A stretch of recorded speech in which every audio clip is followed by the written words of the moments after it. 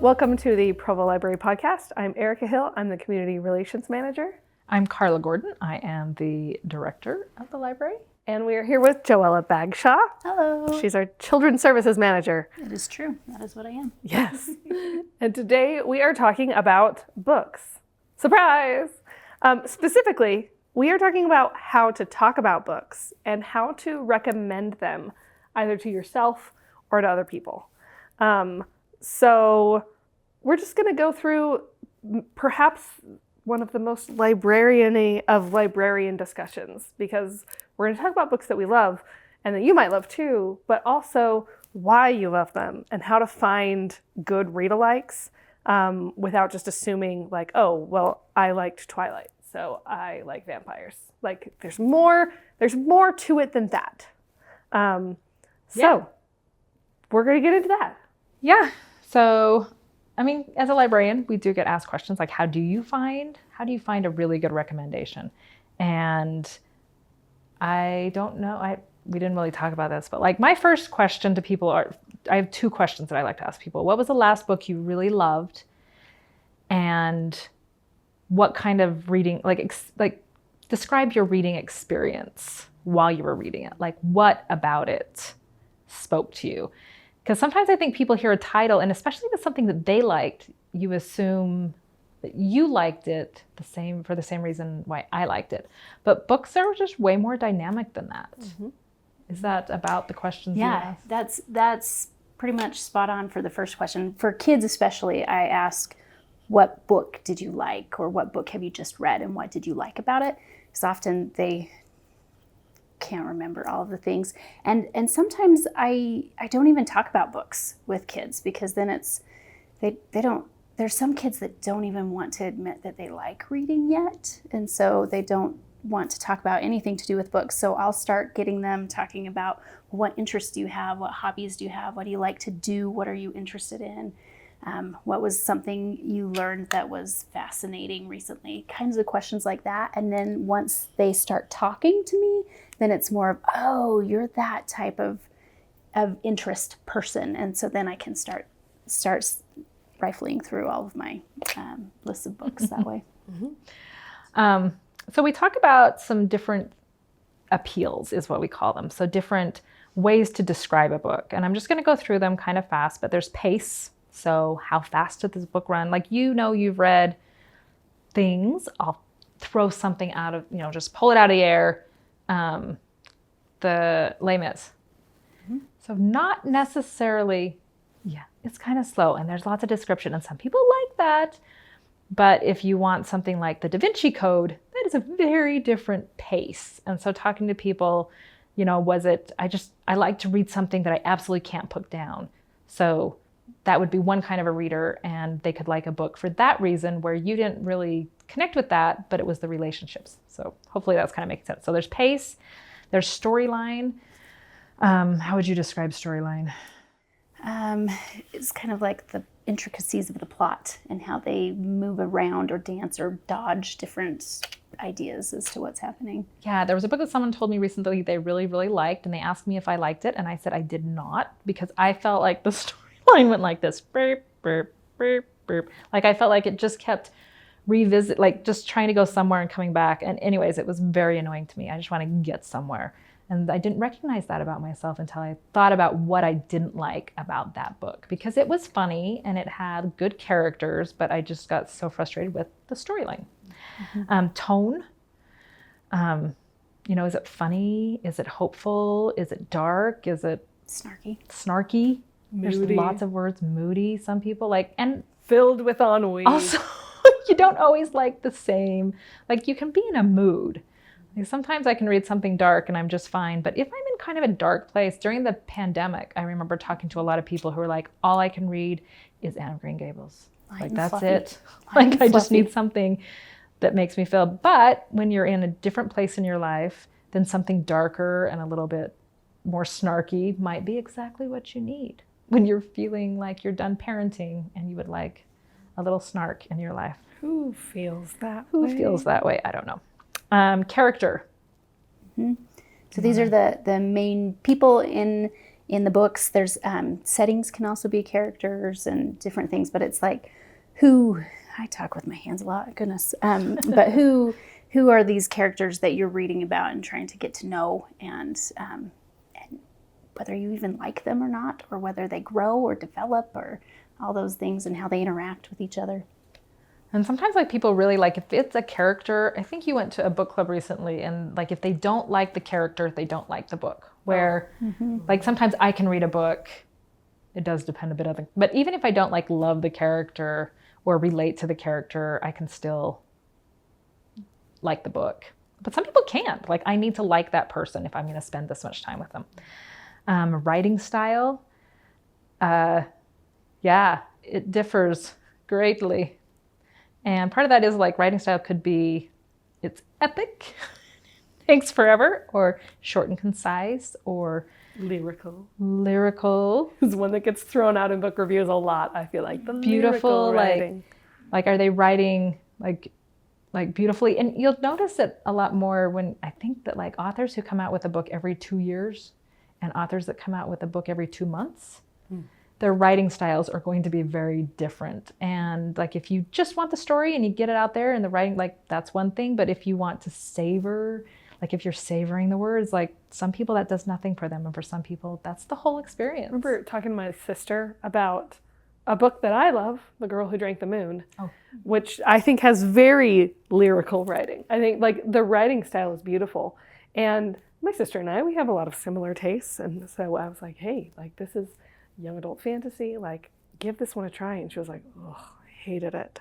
Like she hated it because she felt what I felt was like beautiful and thoughtful and well crafted. She felt was ostentatious. She felt like it was like this writing is drawing, like why does it feels needlessly beautiful. And I'm like, I mean that's the point of it. Some people want just like, I want dialogue. I want it to go fast, and like that's a style. So just kind of paying attention to the things you like most, and if that's something that is consistent in the things that you like most, then maybe that's what speaks to you. Illustration for some books is nothing, but if you're talking graphic novels or children's books, is that something that is important to you? And what style it is. Oh, yeah. Because there's a whole, I mean, as many styles as there are of writing books, there's that many styles of illustration that go along with it. And then if you're listening to your books, as many of us do, the audio quality. And I mean, I will get into something and it's terrible. They're doing weird girl and boy voices and pacing is bad. I mean, horrible sound effects, or horrible editing where it's different volumes or contrasts or speeds. Great sound effects and great voices and a great, some books are better. Some narrators are amazing. Some narrators are really, really great. Sometimes I listen to a book just because of the narrator. Yeah, for sure. And sometimes like the author reads it, which can be great or it can ruin it. I like it more in nonfiction than in fiction for sure. Yeah. I think that's probably accurate. Yeah.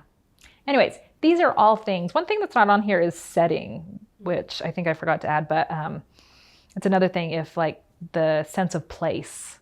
I think Joella did mention that sometimes a character is the place, but even just I like to feel like I'm there. I want to make sure that I connect with, like I just love like world building a lot for like fantasy. You'll see people like I just want to really be immersed in a place. And so those are some things to talk about. Yeah. How is that for an introduction to talking about books? Hefty. But good.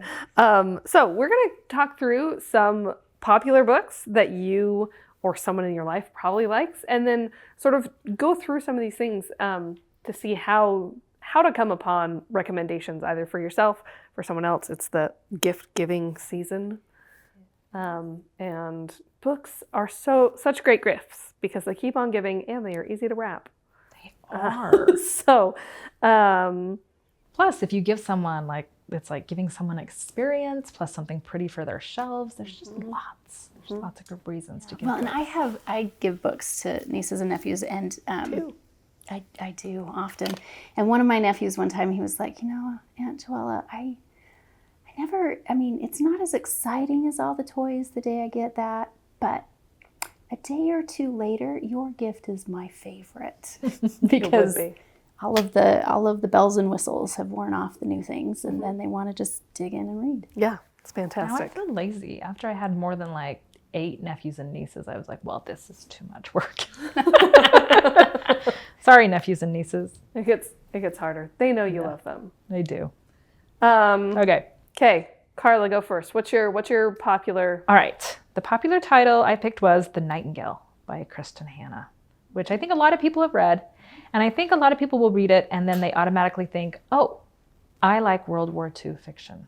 And that may be true. Mm-hmm. That could be it. The bookshelves in our library are a testament to people like World War II people fiction. really like World War II fiction. But if you think about that book and the reading experience having that book, like with that book, some books I would recommend to someone who liked that. One would be The Warm Hands of Ghosts by Katherine Arden. So this is also nonfiction, or it's fiction, historical fiction. Blah.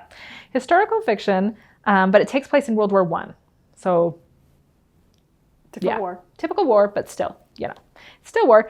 But it's about a sister who is determined to find her brother who went missing in action and is gone. And so she is a nurse and she goes out and she's trying to find her brother. And the reason why I feel like these two books are very similar is because, first of all, like the sense of place, like both authors do a really good job of putting you right in the war and not sugarcoating the experience. This one has a tiny bit of magical realism. So it's kind of just, it's not magic in the book, but there's a little bit of mysticism kind of in it. Kind of mythological almost. It's got a little bit of like an Orpheus, Eurydice kind of feel, I feel like. But I think the pacing is a lot the same. Again, like the time period, you feel very much in you just feel like you're there, and the characters are really likable, but not perfect, and you see them making choices. So I feel like that would be a non-World War II read-alike for The Nightingale. And the other one is Hello Beautiful by Anne Napolitano, T-A-N-O, Yeah. Anyways, this is if, like, in The Nightingale, you have the sisters, and that relationship is really important. And if that's something that people latched onto and felt was a reason why they enjoyed it, was that relationship being described. This book is about 4 sisters.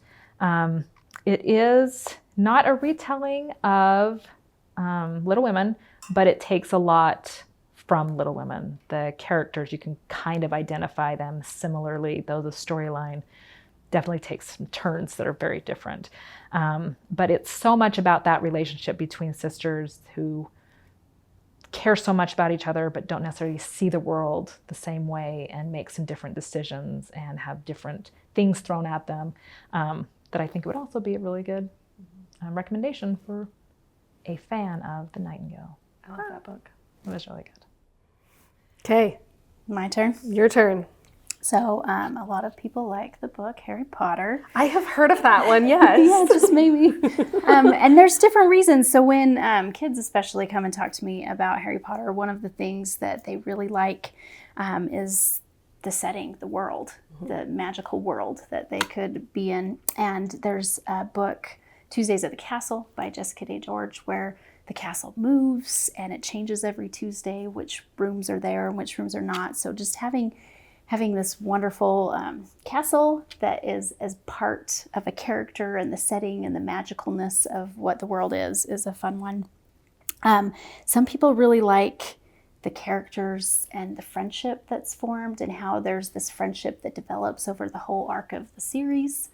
So if I were talking to people about that particular aspect of it, the Ranger's Apprentice series, John Flanagan. I'm trying to get Calvin into that. He's not convinced. Has he listened to it yet? No. Because John Keating is one of my all-time favorite narrators. Listen? Maybe we don't have it as a Yodo card. It probably doesn't exist as a Yodo card. I mean, I'd have to go look. It doesn't exist in a place where I can buy it tax-free yet, but maybe someday. But that is a fantastic one with characters that are best friends and they grew up together in an orphanage. So it's like this camaraderie, and then they have to go out and save the world. So that's definitely one. Some people like the elements of, and again, this kind of goes back to setting, but the fantasy aspects in the real world type of a thing. So M.T. Anderson wrote a book called Elf Dog and Owl Head, and that takes place during COVID, actually, and all these people in COVID have no idea that there's magic that's hanging out in their backyard woods. And so this boy, when he just goes around trying to find something to do when everyone's isolated during COVID, and he stumbles upon this magical world, and that's kind of a fun thing. A lot of people like the good versus evil aspects of Harry Potter, and there are a lot of other kids who really like the False Prince by Jennifer Ariel Nielsen, where you're just trying to figure out what's good, what's not. False Prince is about a fake prince that has to go and pretend to be the prince by this guy that's putting him as he wants him to be a puppet king, and he has to decide what really is good and what really is evil for this kingdom, and making choices and all kinds of stuff. And that's a fantastic one. That's also a series. But then there's also I did a lot of settings, because a lot of people with Harry Potter, it's the setting that they really like. But the whole idea of a school setting, and so there's also the A School for Good and Evil is one that a lot of people really like, but it's all different as to why. And anyway, Yeah. there you go. I could have kept going though. I know. With Harry Potter, like there's the mystery, there's the action adventure. Not that Carla would care, but Harry Potter is right. I don't know how much we've talked about this. That's fine. I don't really like Harry Potter. Carla doesn't like Harry Potter. But it's honestly, I don't like Harry. Like, I've just decided that's really, it's really the character. And also the fact that if they just talk to each other at the very beginning of the book, then you wouldn't have a plot line and no one would be at death's door. Like, anyways, it's fine. But I love that people love it and it gets them reading. As somebody who loves Harry Potter, also, reading it again with my kids, the adults in those books, questionable. Questionable decisions. Like, in the first book, no spoiler. Well, no, this is spoilers. It's Harry Potter. It's Harry Potter. It's been You out haven't for a read it long yet. time. If your protection for a magical artifact can be dodged and like figured out by 3 11-year-olds, you did a bad job. you are bad at your job. Magic teachers, you're bad at it. Like, there you go. And also, like, there's a part where it's like this logical spell trying to figure out which potion to drink. No, just make them all poison. Like, if you are really trying to keep someone away from this thing, why are they not all poison? Lie about it. It's just, and yeah. So, do they hold? Yeah, they hold up, but not without their.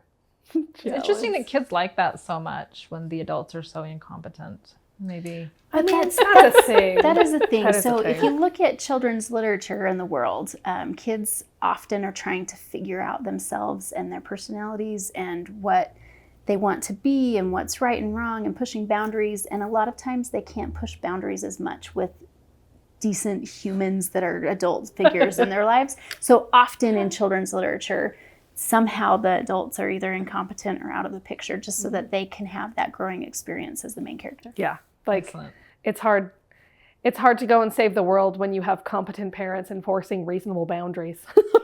Probably true. Like it turns out 11-year-olds, this is not your job. Like, your job is to do homework. Like, just To grow just and do learn. that. What? Yeah. Okay. Weird. Now that we've, Sorry, I derailed us completely. Derailed us I a said I little wasn't bit. going to talk very much. it's fine. That was fun. I just couldn't. I like talking about why Harry Potter is ridiculous. Any day, Carla will entertain that conversation. Okay, I'm going to go on to my next book that I'm going to say maybe correctly, maybe not. A Man Called Uwe. Uva. Uva. I just always say OVE. Ove. I know. Uva. Anyways, by Frederick Bachman. I think a lot of people are very familiar with this. It was really popular when it came out.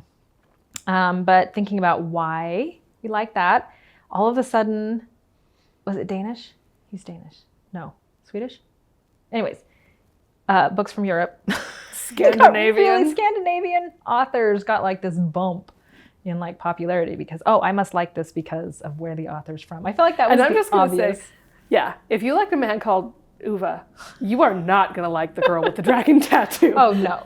I mean, would be maybe you'll different. like both of them, but not for the same reasons. But I think a lot of people liked this older gentleman who kind of had it with the world and then learns that he needs people, like just that storyline. So a book I would recommend to people on how people are dealing with aging is something that came out fairly recently called How to Age Disgracefully by Claire Pooley. Very cute, but it's a group of older people that are going to a community center to kind of meet for different reasons. They're there and then they have to save the community center together and they learn about each other, and it's a lot more heartwarming, I think, than you expect going into it. And I think it's that same heartwarming aspect of the previous book that I will not say. Okay, Man Called Uwe. He just, you got to love him because you could see how he was trying to disengage and yet engage. He just couldn't. Keeps getting drawn in. Yeah. Claire Pooley also, that's actually a theme of Claire Pooley's, actually, because she also wrote the Authenticity Project, which is a multi-generational friendship, intergenerational friendship kind of story. And Iona Iverson's Guide to Commuting, which is also about a quirky old person finding community. Themes. Another part of that is not just that he was old, but just that he was a little odd. Like he was just a little bit of an outsider. And so one that also came out fairly recently, The Maid by Nita Prose, is a good one that might introduce someone into the mystery genre if they haven't really gone there, because, there's someone who's a little bit outside. She's on the spectrum somewhere, the main character, she's a maid, and she's thrown into this mystery. But you see her trying to navigate. I also thought about Eleanor Oliphant is perfectly fine. It's completely fine. Mm-hmm. Yeah. Like just books like this, like there's a lot of them out there that show that connection. The Rosie Project, even. The Rosie Project, yeah. Those are a little bit more romancy than this, but there's a lot. I think people mostly read that and just really like that development of the character into, I have a hard time connecting with people. I don't really need people. I'm going to isolate myself, and then being drawn into, while also having just this really heartwarming ending where you see how much we need each other. We do. So there you go. There you go. Called Uwe. Sure. It's hard. It depends on, like, did you listen to it? Did you read it? I listened to it, and it was Ove, but I don't know. It was a very long time ago. I think I also listened to it on double speed, so there's can't, that too. I can't Plus, they changed guarantee his what- name. That's why they changed his name in the movie. Yeah, Oh, I didn't see And that now I movie. don't remember. yeah, because it's like Otto or something. It's Otto. Oh, I They may changed it call to Otto for just this reason. Nobody knew didn't how to want say somebody his name. sitting on a podcast couch going, How do you say that? over. I don't know. If you say it fast, just Uwe. I do that with a lot of things. Just say it fast and pretend like you know what you're talking It's like a doctor's signature. There you go. Speech. Yeah. Okay, so What's your next one? my next one, I've got Percy Jackson. So a lot of people like Percy Jackson because of the mythology aspects of things, and there's actually a really good retelling of Medusa by Catherine Marsh that's about Medusa's great whatever granddaughter, and how she still has power to turn people to stone, but not really stone. It's like freeze them in a giant game of freeze tag for a long time, and she gets shipped off to a school. Anyway, beautiful book. Totally into the Snakes for hair? She does not have snakes for hair. It would be slightly harder to be inconspicuous. Well, and it does talk about how in original mythology you learn things from these types of books, how Medusa was like this beautiful, wonderful woman, and so it's anyway. Interesting. Anyway, it's a very interesting one. People really like the adventure aspect of Percy Jackson, and there's a book called The Improbable Tales of Baskerville Hall by Allie Standish. That's kind of a retelling of what if a young Sherlock Holmes and Dr. Watson were teaching at a school for crazy juveniles. Boarding school. Boarding of school course. with Sherlock and Holmes as as teachers with magical, mystical things that happen all over the place and adventure galore. And, it's a Victorian time period, so they get there in one of those giant balloon things with steampunky. A Zeppelin? Yeah. I feel like that can show kids, like, I really enjoyed this, then I must just like mythology. Oh no, but I can do this, and it's also history, and it's teaching me about a different time period. Like, again, just trying to help kids especially, but people in general. Like, if you read everything from one author, like, then you're done. And like knowing where to go next, like you might have to branch into something else and you might really like it. And so wanting to encourage people different directions. To do different things. Yeah. Well, and then the last one I have for that one is sometimes kids really like the Percy Jackson because of all the monsters and the different things. And right now it's still really hot. It has been for a while, but Wings of Fire with Dragons by Tui Sutherland. So if you're really into crazy monsters with books that sometimes have people as pets, humans as pets for the little dragons, then that is a great series. I'm actually trying to get Calvin to go the other way because he's super into Wings of Fire. And I'm like, you might like Percy Jackson. There you go. There you go. You'll get and there. Ranger's Apprentice. You've got to just get Calvin to like all of my favorites. He's just on the verge of realizing this is whatever. We're just going here. He's been reading a lot of graphic novels, and that's great because it's built his reading confidence in all sorts of ways. But anytime I've offered him a chapter book, it's always been like, too many words, not enough pictures, too many words. But he's having the experience of now reading the Wings of Fire chapter books, and he's like, Mom, there's so much more detail. Like, there's so much more to this story than even I got in the graphic novels. So, like, he's just starting to accept that, like, yes, you, a reader, can read and enjoy a book with no pictures. I thought you were going to say that he was just on the verge of realizing that your recommendations are always good. Oh, he's known that for a long time.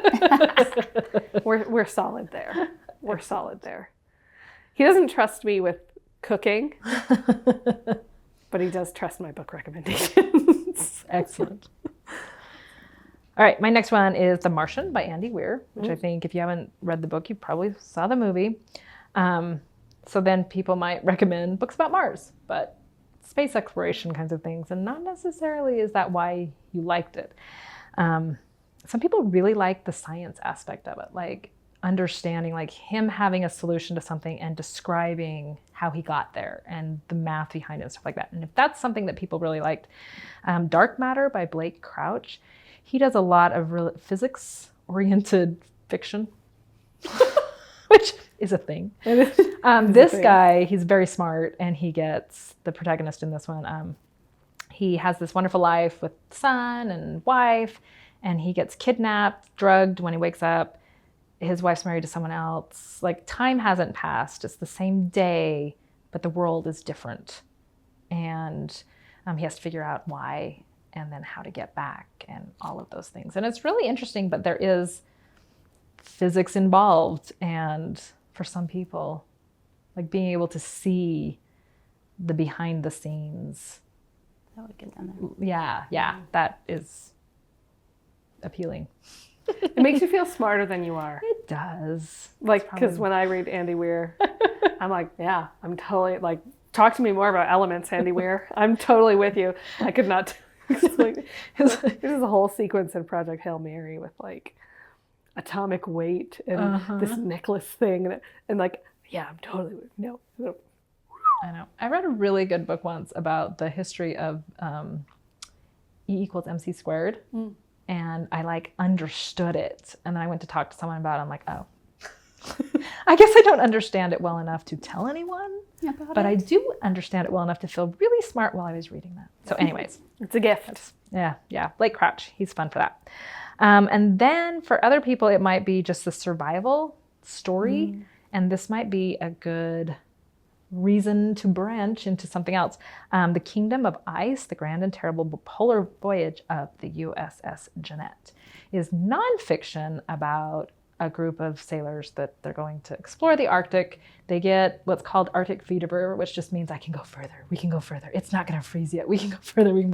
And then they couldn't. And they got trapped in the ice, and then their boat got crushed, and they were thousands of miles from anyone, and so they have to survive on meager rations. They, polar bears, there's all kinds of things that go on, but it is nonfiction, but that same kind of, we have this, we have to get there, like, how are we going to do that?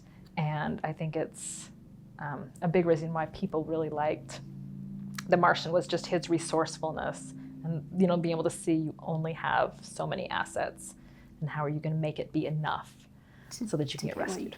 Mm-hmm. Anyway, fun books. Yeah. Those are fun because you're cheering for people. If I remember correctly, nobody eats anybody else in the Kingdom of Ice. So that's always good on a survival story as well. No cannibalism. I mean, that's a good thing. You do what you have to, I guess. I guess. Yeah.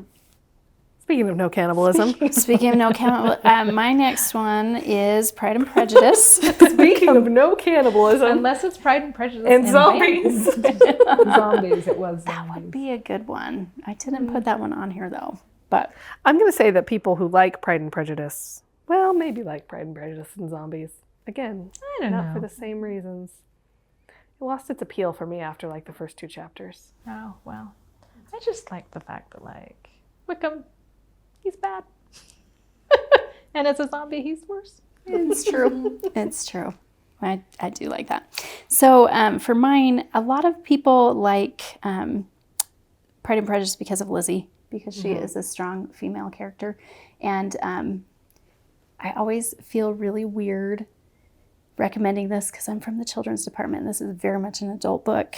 But The Parasol Proctorate by Gail Carriger has got such a fantastic, strong female lead romance. So that one's steampunk, Victorian England, werewolves, vampires, ghosts, things like that. So completely, totally different, except for the fact that this strong character is so delightful and is so witty and charming and smart and all of those things. A lot of people like the idea of Pride and Prejudice or romances in general because they know how the ending will be. So it's like that, you were talking about with the COVID and just needing to have something where you're guaranteed that happy ending. You're invested and you're gonna get that payoff at the end. So one person that does a lot of those types of things is Melanie Dickerson. She has a whole medieval fairy tale series that is very popular. So there's different ones for Rapunzel or Sleeping Beauty or Cinderella or Little Red Riding Hood or all different kinds of things. And they're fantastic medieval romances that are all fairy tales. And you know when you meet the character that this is the love interest, and it's. Would you believe it? I know. They fall in love. They're gonna get there. A lot of people like it because of the setting. So the Regency stuff. Georgette Heyer is probably one of the all-time. And I can't even say Young Buck there's so many. She has dozens upon dozens that I love. But Georgette Heyer, I'm just going to name authors at this point. Julianne Donaldson, Sarah Eden, Karen Tuft, Jennifer Moore. Those are all people that do really, really good Regency historical romances. But then people like romances, and they might, for Pride and Prejudice, it might be, I like a romance. And it doesn't have to be Regency. It could be other types of romances. So Beverly Lewis has a whole bunch of, they call it bonnet rippers instead of bodice rippers because they're little Amish bonnets. Yeah, so there's those. There's a lot of ripping, but okay. Yeah. And Debbie McComber, Carla Kelly, Jennifer E. Smith, Stephanie Perkins. Those are all really good romance people, which sorry, bonnet rippers really got me. Apparently did. There you go. Laughing over here. I just threw out authors because there were too many for me to choose because obviously I read those. Yeah. Well, and also a lot of people writing in the romance genre, a lot of them are coming out very quickly.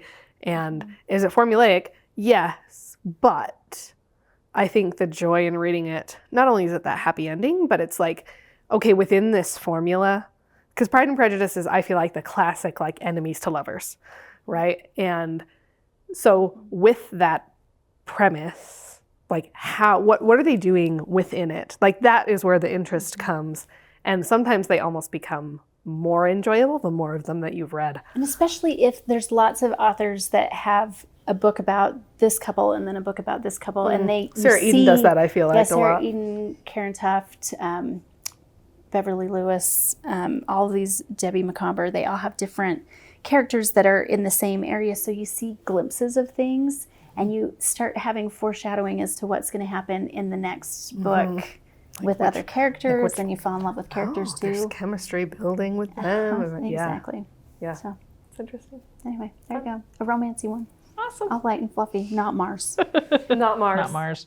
And no cannibalism. And no cannibalism. My last one is not a book, it's an author. I just feel like there's just a lot of people that really like Brandon Sanderson. And the good thing about that is he's prolific. He writes a lot of the stuff. man has created a universe. So- It's called the Cosmere. So getting through everything, if you just love him and you want to read all, that's going to take you a while. But you could also branch out. And so I have some suggestions of some things to kind of think about what you like about Brandon's writing. So one thing that I think especially like Elantris is very much, but his other ones as well, like they just have this societal, political, like it describes the structure of society. And for some people, that's a big thing. And one book I was thinking about for that would be Conspiracy of Paper by David Liss. And it's an older title, but it's historical fiction about when paper money became a thing. And it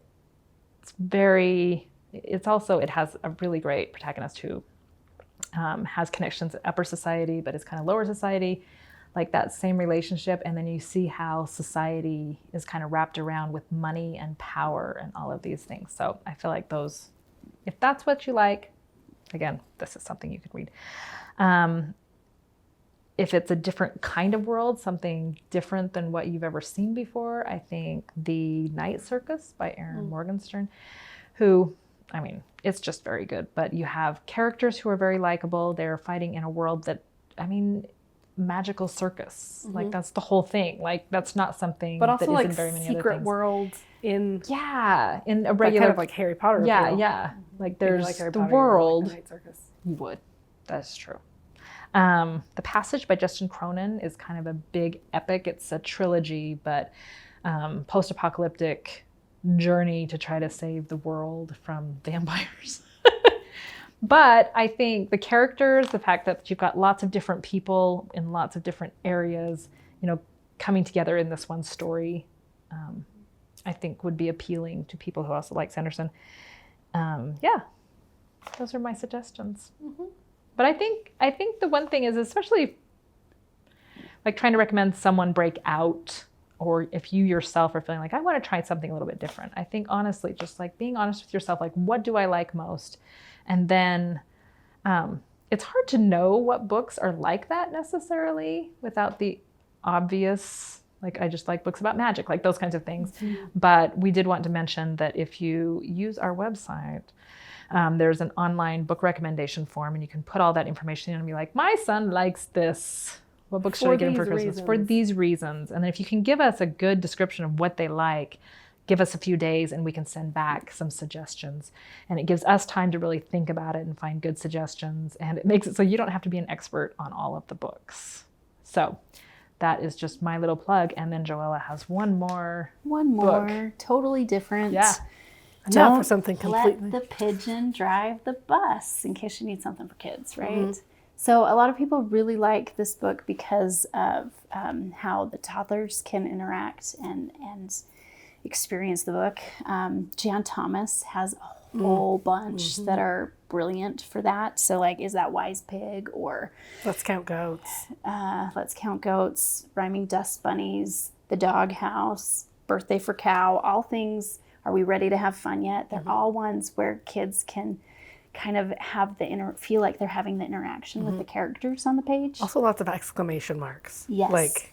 And not tons of writing on each page. It's like, here's what they say, turn the page. Here's what they say, turn the page, which is another great thing. That's what my husband hates about those books. He's like, I'm just turning pages the whole time. It's got 2 words, and I turn the page. So much work. But you've got to build those attention spans on the readers. My daughter loves them, but afterwards, my husband's like, I just read half a paragraph in 46 pages. It's true. I mean, it's not wrong. You read Brown Bear like 12 times, and it's just the same. It is a paragraph. Anyway, lots of people like the Pigeon books because it is a way to talk about feelings and to do the feeling arc. There's a book called Mouse Was Mad. Mouse Was Mad by Linda Urban. Or there's one called Don't Blow Your Top by Amy Dykman. Those are both great books for toddlers to help understand emotions. Especially, I mean, I have toddlers right now that their emotions are just all over the place if they don't get exactly what they want, what they think they want at the moment, and what they think is perfect for them. And, you know, the whole parenting thing, I ruin their world every day and it constantly. But I also save their world every day. So there's that. But those books are really good for emotions. Toddler books, it's that few pages. So it's James Yang. He has a book called Bus Stop, and there's like Sled Go and a few of those types of books. So they're perfect for that type of a thing as well. There's also good read alouds. So there's one, it's a new one called Bear's Lost Glasses by Leo Timmers. That one is fantastic to just read and watch kids be like, the glasses are there. Because Bear's lost his glasses, but they're just on top of his head. So the whole time the toddlers are just like, Bear's glasses are right there. Like it's that interaction, read aloud, and they feel really smart because they know what's going on. Sam and Dave dig a hole. Yes. Similar. Mm-hmm. It's right there. How can you miss it? Anyway, Yeah. So, yep. Yeah. There's some Don't Let the Pigeon Drive the Bus recommendations. Very nice. This has been fun. This has been fun. There you go. I think we still probably can throw in 3 more books. I think we can throw in 3 more books. Okay, what's everybody been reading? Okay, I just finished The Stone Witch of Florence by Anna Rash, I think is how you say her name. This was so fun, and I loved it. It was about the plague. There was this woman she is considered a witch, but she's kind of a healer, but she uses magical stones kind of things. But she's, of course, been banished from Florence because she was a witch. And years later, they come to her and they're like, we need you to come and help us. Someone is stealing all of our religious relics, which that would be Saint someone's finger and so-and-so's head. And anyway, so she has to go and figure that out. And it's just weirdly funny at times. Like at this one point, she's trying to reach something in a church house behind something and she can't quite reach it. And so she yells to the guy that was with her, like, I need a long stick. And he brings her an arm because they're by a graveyard during the plague. So there's all these corpses everywhere. So he like brings her an arm and she's like, not using that. And he's like, That's what I got. This is what we got. And she's like, there's no sticks. And he's like, no sticks. And so she grabs the shoulder and she uses, anyways, but they do it in such, it's just way funnier, but also just delightful. She was such a great character. And there's additional, like just all of the characters. I just really, really liked it. It was lighthearted, historic. Plague book. I know. And there were dead corpses everywhere and body parts. And they like stole Saint so-and-so's left buttocks. Anyway, it was fun. And the mystery was very satisfying. And I liked it. The Stone Witch of Florence. Stone Witch of Florence. That's cool. You? I just finished this morning The Crossbow of Destiny by Brandon Huang. And it's kind of a fun one. There's this teenager who she was born in Vietnam, but then her mom brought her to the United States and they're going back to Vietnam to see her family, and it has all the legends of different Vietnamese legends, and it turns out they're true, and she has to save her family from the crossbow of doom and evil descendant of an evil ancestor that's trying to get it so that he can destroy the world and control everything. So it's delightful. It was delightful. Middle grade? Middle grade. I was going to say, it sounds like middle grade. Yep. There wasn't a boarding school, There wasn't. but Still middle there was a grade. family in peril. There was a family in peril, If- cousins. If you have good supportive parents, probably something's going to happen to them that you're going to have to save them in a middle grade I mean, novel. she was kidnapped in this one, so the parents are just weren't there. Just there. Yep. There you go. Convenient. I'm going to be honest. I'm in a lull. I am in a reading lull. Like, I'm like waiting for things to come on hold for me. And so like I've read some things. I read My Side of the Mountain. It's a good one. Yeah, which speaking of things that like super appeal to kids and then you read them as an adult and you go, well, survival story. Yeah. For sure. Didn't you just read a John Green? I did read the Anthropocene Reviewed. I did like that a lot. I read that over the course of months though. Okay. So it's harder to feel like jazzed about it. If I'm 100% honest, what I have absolutely gotten hooked on is stupid Love is Blind. And that's not a book at all. No. But if you like that, you might like, I don't know, another of a... A book with 4 different love triangles. What were we just talking about? Oh, I don't know. Now I don't remember. It was something that you said you read book 1 and then book 2 had like 5 different love triangles or something. Oh, The Black Witch. Black been, Witch. That's been years, but yes. Yeah. Well, anyway. That one's very good. If you like. No, we've talked about enough books. No book recommendation for me. I mean, My Side of the Mountain is good. Sure. If you like reading unrealistic stories about how a 12-year-old boy's family just lets him go live in the woods and he does it successfully, makes a home in a sycamore tree and steals deer from hunters and makes himself a deerskin suit. I know I've read that, but none of that sounds familiar. Yeah. Interesting. Okay. Anyway, Classic. this has been the Provo Library Podcast. Thanks for being here with us. And yeah, let us know if you need recommendations. Clearly, we're full of them.